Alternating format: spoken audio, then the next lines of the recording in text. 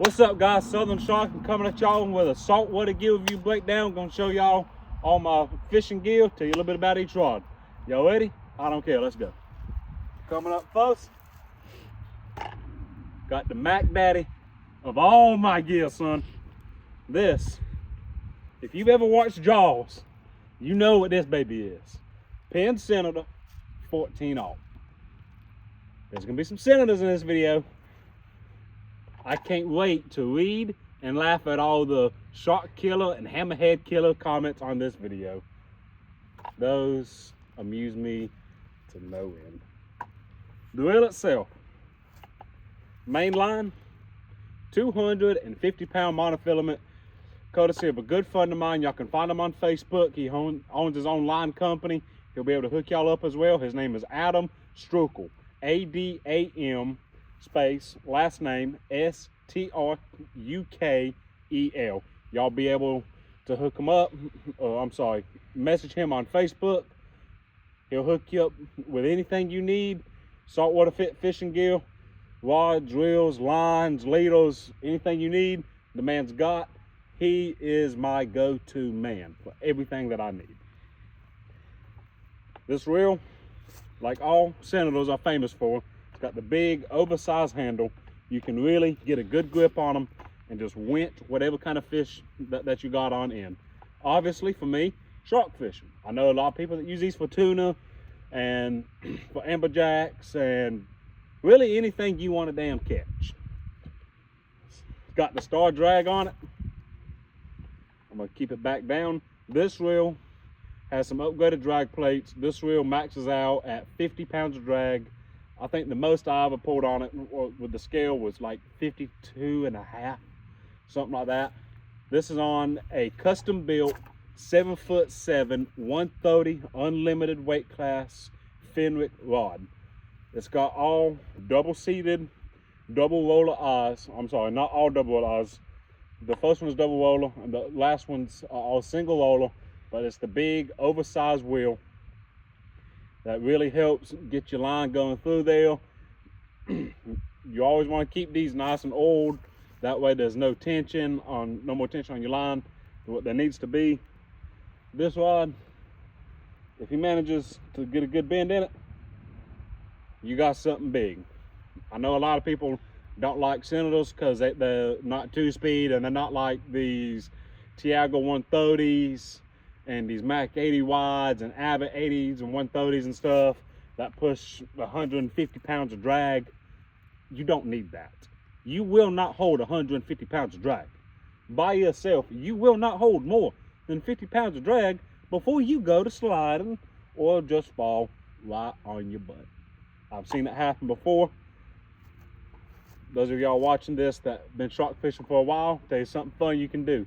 You got a newbie with you. They get hooked up, put them in the harness. You got one of them fancy reels that pushes 150 pounds of drag. Lock that drag down and you will see them get pulled across the sand. It is one of the funniest things I have ever seen. I've had it done to me, I've done it to other people. It's a little bit of initiation when it comes to shark fishing, if you ask me. I'm gonna set this heavy bastard aside for a second.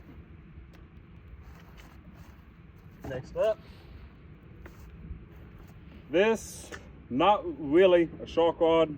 I use this for black drum, red drum, stingray, and I use it in freshwater for catfish. This is the Penn Senator 4-0. This one maxes out at 18 pounds of drag. I've got it filled up with 60-pound mono. This is on a 6'6", 30 to 80-pound Penn Slammer rod. This also has, of course, the star drag. I couldn't show you on the 14-0 because the line is tied off, but all these open face Senator reels of mine have something called a bait clipper. This button right here on the side, push that forward, open your bail, pull your line out, and it makes a clicking noise whenever Mr. Fishy decides to come along and swim off with your bait. Turn it off, just push it back, close the spool, lock the spool, however you want to load it, and go to town, reeling him in. I have used this for smaller sharks, like the 3 to 5 to 6 foot range, and if you play them right, it can be a lot of fun. This is something that I would let somebody with me that's new to shark fishing use, because this can still be casted. You don't really have to worry about yakking the bait out with this, or getting a drone or balloon or whatever your method is for getting your large baits out. This is really light. You can still cast it relatively easy, and you're not going to hook into anything too big with this particular setup that's going to give somebody an impossible time. They'll be able to catch some 3-4 footers on this and get introduced in shark fishing. And we need more fishermen in the world. If more people fished, more people would be happy. If more people were happy, everybody would get along. But that's just me. Right here, got a Penn Senator 6/0. This particular reel is actually pretty new. I've only had it about 6 months. I have yet to get a chance to use this reel. This is on a Penn Senator Special 6/0 rod. This rod has been since discontinued by Penn. They do not make this rod anymore. But this rod was made specifically to be used with the Senator 6/0 reel. And if y'all notice, everything I mentioned so far and everything I'm gonna mention is Penn. That's all I use. Penn is my favorite, it's my go-to. They're a little pricey, but they're definitely worth the money. And maybe somebody can tag Penn in some of my videos. I might get a sponsor. Hint, hint, Penn. I use all your stuff. I've been using it for 20 years. This right here is on the smaller end of what I would use for 6 to 7, maybe 8 foot sharks if you really know what you're doing. But this, like the 4/0, I'll primarily use it for the smaller sharks and letting newer people use it. This one, I don't put the big fancy leaders on. I'll just have a Carolina rig with like a 100-pound mono, put a chunk of mullet, chunk of crab meat, something like that on bottom. This, I primarily like to use it for catching big stingrays that I cut up for bait. Now, I'm gonna say this in every video. Before you harvest any fish that you catch, before you shoot any animal in the woods, just because you see me doing it where I am, does not mean that it is legal for you to do it wherever you're watching from. Before you go out on your next fishing trip and on your next hunting trip, look up your state game laws and your state fishing laws. Because with hunting, there's buck only days, doe only days. You can only kill this type of deer here, this type of deer there. With fishing, sometimes there's a slot limit, which means it has to be between a certain size. So like where I am in the state of Georgia, red bass have a slot limit of 14 to 23 inches. So what that means, it has to be a minimum of 14 inches to keep and a maximum of 23 inches. So if he's 13 inches, he's legal. You cannot keep him, you gotta throw him back. If he's 24 inches, he's illegal. You gotta throw him back, you can't keep him. Always make sure that you know what you're doing as far as these laws goes. You don't want to get out there and go breaking the law and get yourself into trouble. And at that point, if a lot of people out there just not caring about the fish and game laws and just ignoring them and things like that, that gives us fishermen a bad rep and a bad name. And that will make it where they tighten down on the laws even more. And eventually, they might just outlaw fishing altogether to where you cannot be a private fisherman anymore. And that would be horrible for all of us. That would put a lot of people out of business, because a lot of people, their sole income is fishing, doing charters and guides, or going out on their own and catching them and selling their catch. We need to keep it legal and stay safe with everything we're doing. If you don't know what you're doing, don't go out there shark fishing by yourself. Don't do it from the land by yourself. Don't do it from the boat by yourself. Shark fishing can be kind of dangerous. These sharks, their skin is like sandpaper. It can and will cut you. It's called shark rash. I have personally been the victim of shark rash. It is not fun. When you're taking the hook out, be mindful. That is a shark. They have several rows of razor sharp, pretty large, jagged teeth. At the best case call, you get a little cut. Worst case call, you lose an appendage. And I don't know about you, but I don't want to lose no appendages, okay?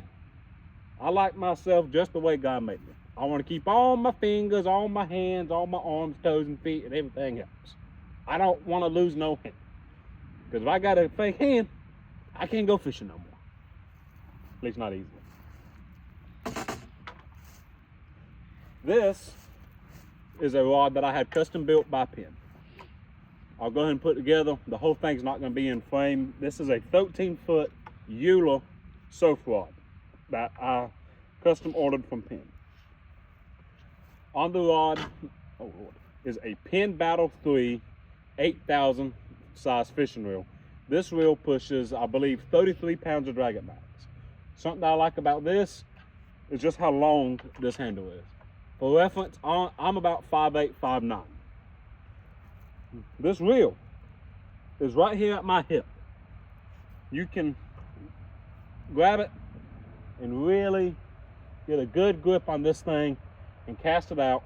And if you find something large, you can really squat down into them, or you can leave it in the rod holder, drive it into the ground, whatever, and just bear down your weight and reel like this. If you notice, this has custom wrapped wire eyes. Most fishing rods don't have these. This is something special to the Eula rods. They're really big. It allows you to not worry about your line slapping up against the inside of your eyes, fraying up your braided line. When you get frays and cuts and tails in it, all that does is weaken your line and make it where the line can pop. Worst case scenario, you lose your fish. Best case scenario, you lose a lot of expensive line.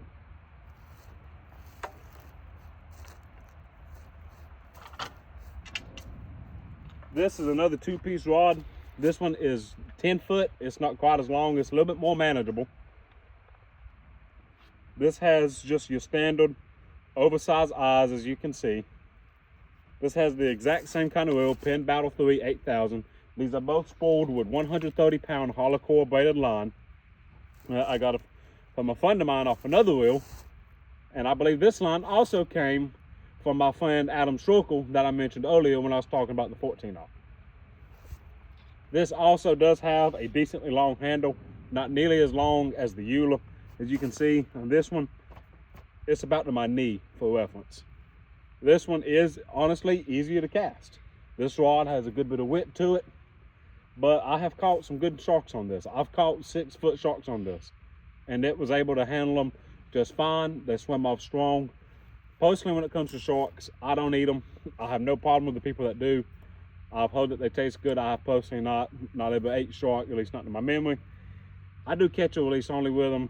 I prefer for them to live. Sharks are beautiful, amazing creatures to me. They're really interesting. I don't like to kill them if I can help it.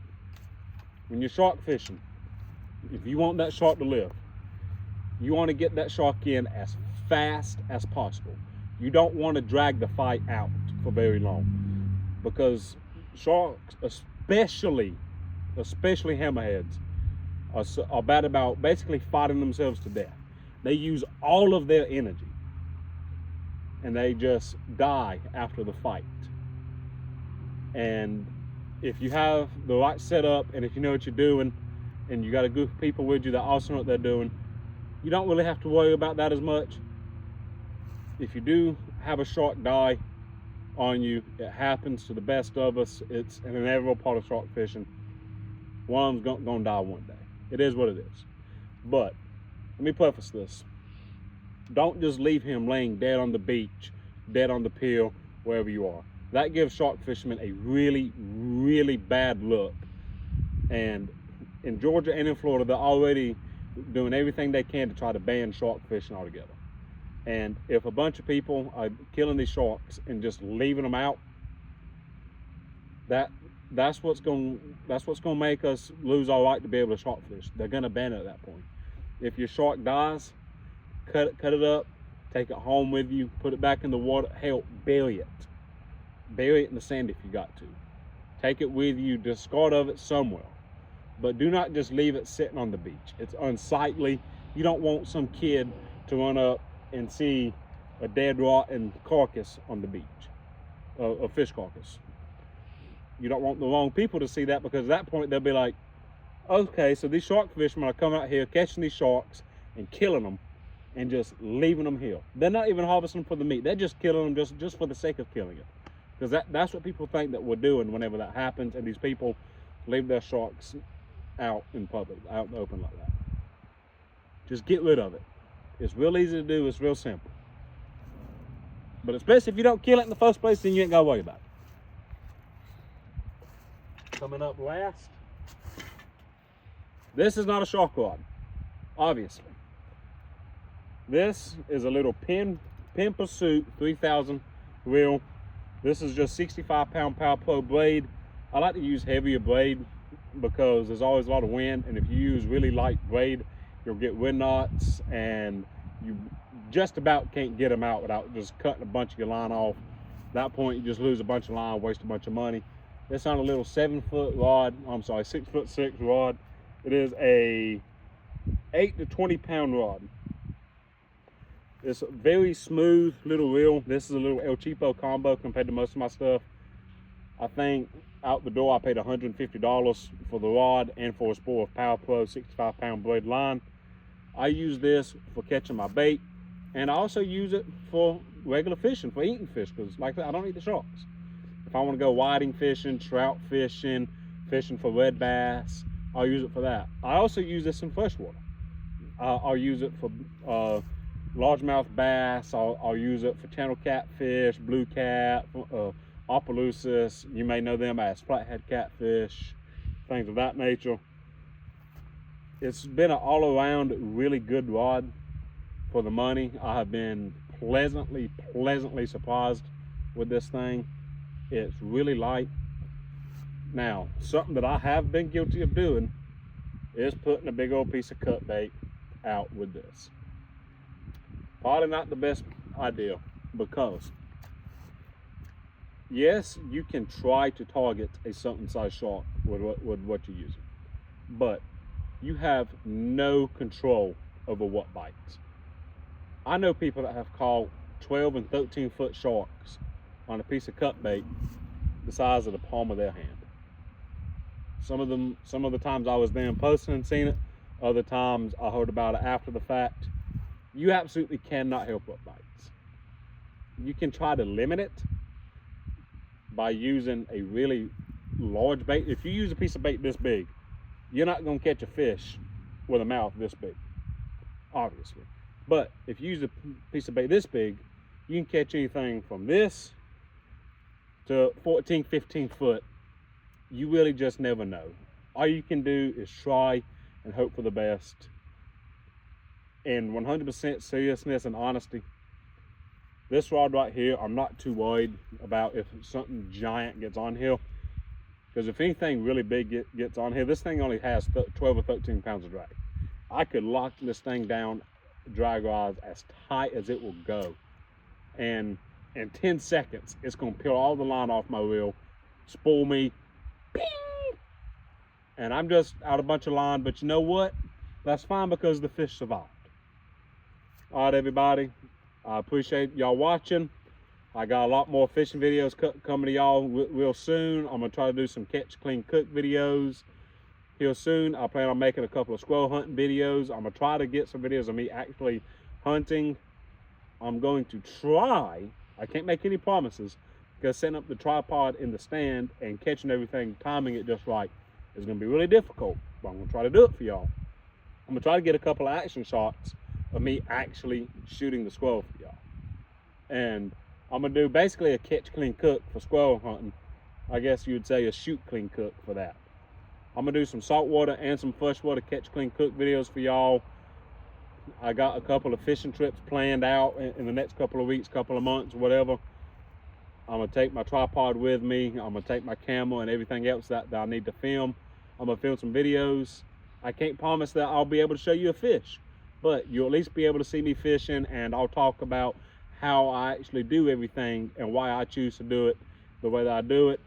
I appreciate you guys, and thank you very much for watching. Y'all have a great day.